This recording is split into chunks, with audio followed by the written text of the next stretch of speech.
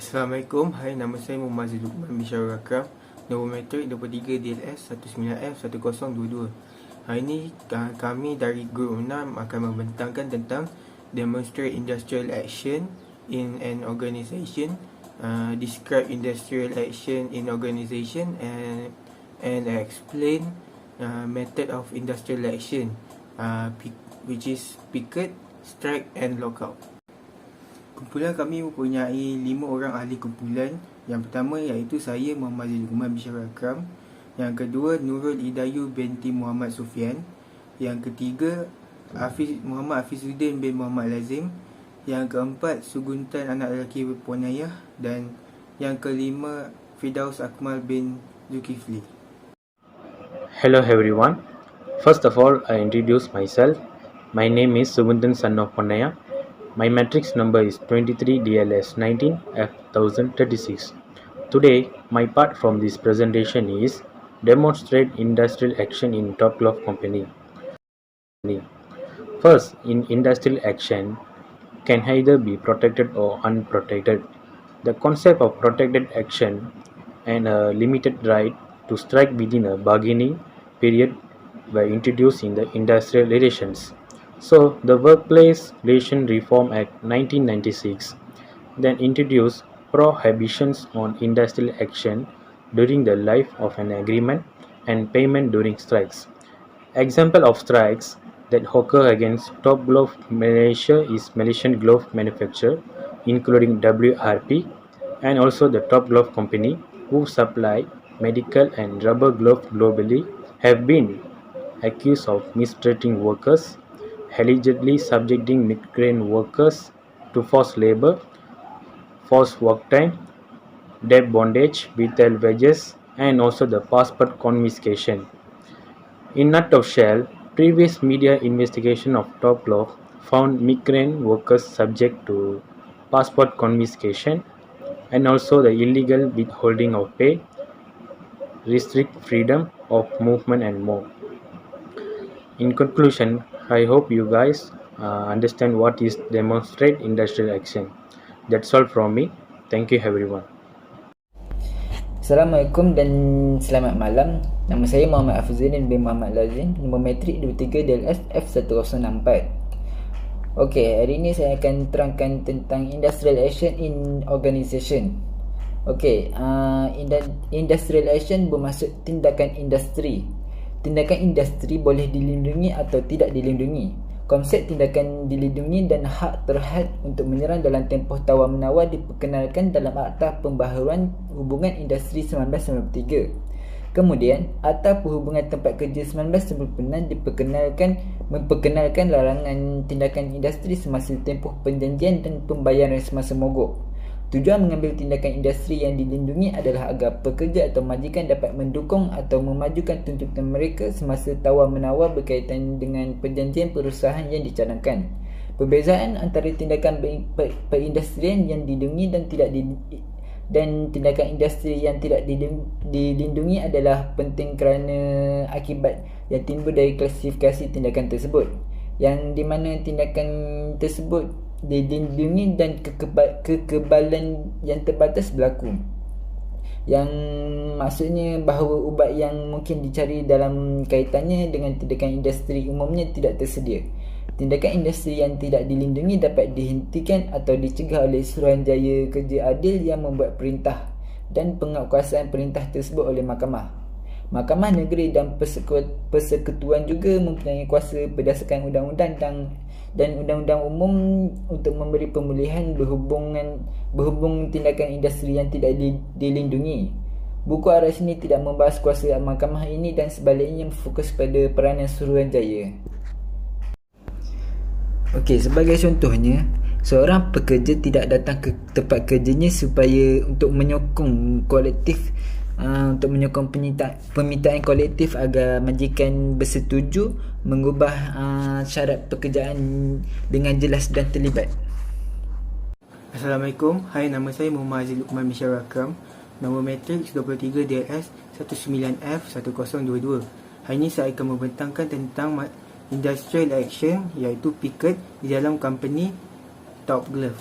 Picketing bermaksud is a form of protest in which people will gather outside their place of work or a location where a Protestant event is occur. Usually, picketing is an attempt to discourage people from going to work or from people to going in the company. But it also can be done to attract public to know more about the company's problem. Normally, picketing is a non-violent protest. It was usually held by the workers to express their disappointment towards the company. Picketing is usually held in before or after working time, which means that the workers still need to go to work, but even though they are not satisfied with their company. Dalam bahasa mudahnya, picketing ni ialah dia macam demonstrasi secara aman lah. So walaupun pekerja tu dia tak puas hati dengan syarikat yang dia bekerja, dia still kena pergi kerja. Lepas dah habis kerja tu baru diorang boleh berdemonstrasi lah. Pekerja yang ingin berdemonstrasi, dia tak boleh kacau waktu kerja pekerja lain. Dia maknanya dia kena demonstrasi saja. Dia tak boleh nak sentuh pekerja lain, dia tak boleh nak kacau masa kerja dia tak boleh kacau masa kerja orang lain.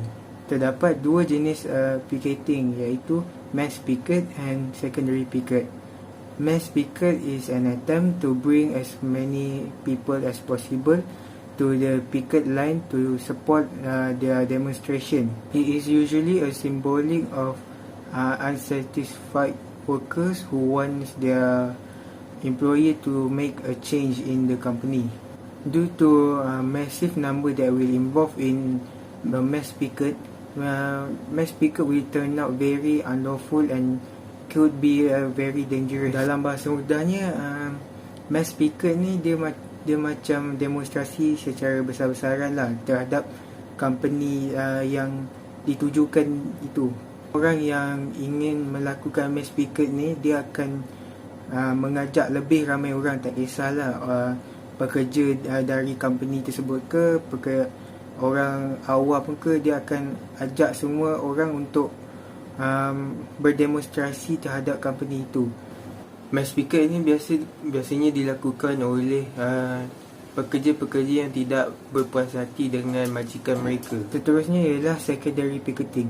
Secondary picketing ialah picketing of location that are directly connected to the issue of the protest. Dalam bahasa mudahnya, secondary picketing ni dia macam ditujukan khas untuk sesuatu company ataupun sesuatu produk. Contohnya, jika sesuatu kumpulan orang ini tidak berpuas hati dengan sesuatu produk yang dikeluarkan oleh sesuatu company, mereka akan berdemonstrasi supaya company itu tidak mengeluarkan produk itu lagi ataupun berdemonstrasi supaya company itu tidak beroperasi lagi. Seterusnya saya akan menerangkan tentang masalah picketing yang dihadapi oleh Top Glove. Masalah ini bermula apabila isu kebajikan pekerja yang dihadapi oleh mereka mula mendapat perhatian ramai. Apabila orang ramai telah mengetahui tentang masalah ini menjadi satu peluang kepada pekerja-pekerja Top Glove untuk mula menyuarakan hak mereka sebagai pekerja. Oleh itu, pekerja mula berdemonstrasi secara aman di depan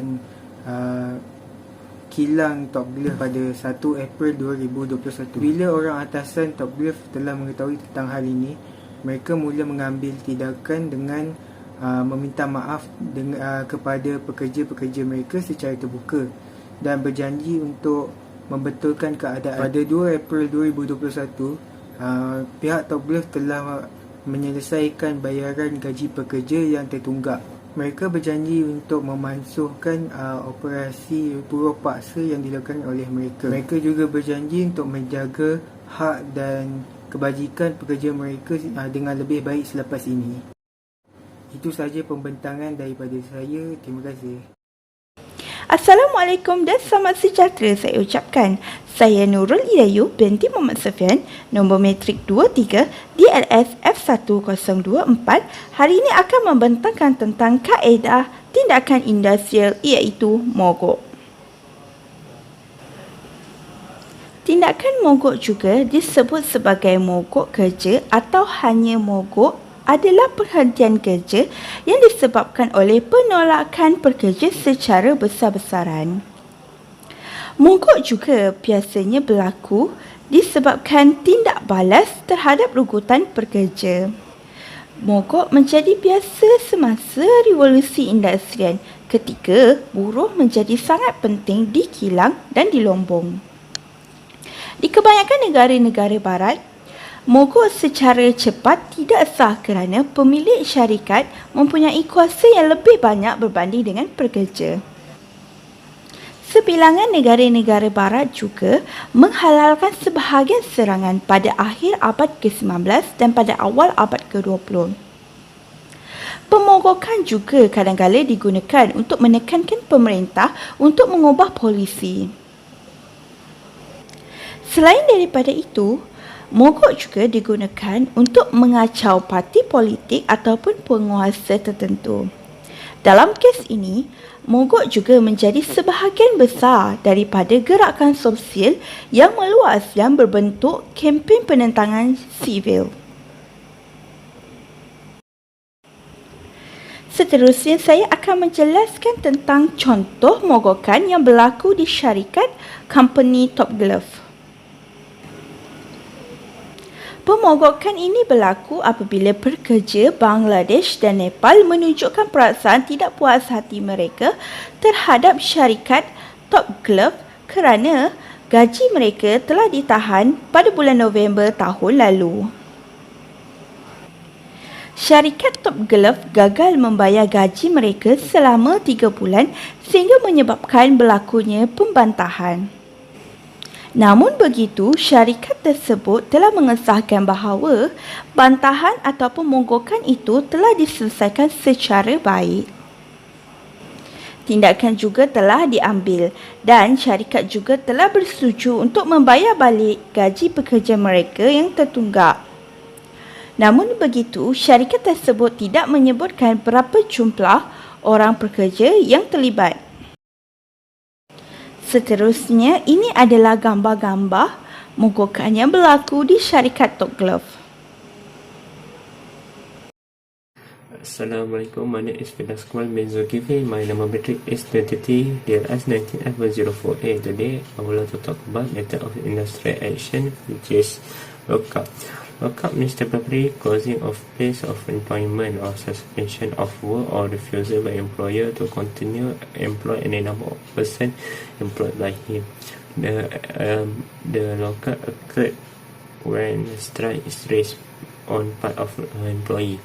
It is declared by employees to put pressure on their workers. And second is reducing the number of members who are able to work. For example, Top Glove in Malaysia has shut down 16, has stopped the production 16 of its 38 facilities. The company has been accused of labor abuse in recent years. The migrant worker accused the company imposing excessive overtime. Because of that, the US government has banned Top Glove from importing products, and because of that, the share Top Glove in US has fell. Thank you. That's all from me. Thank you. That's all from our group about industrial action.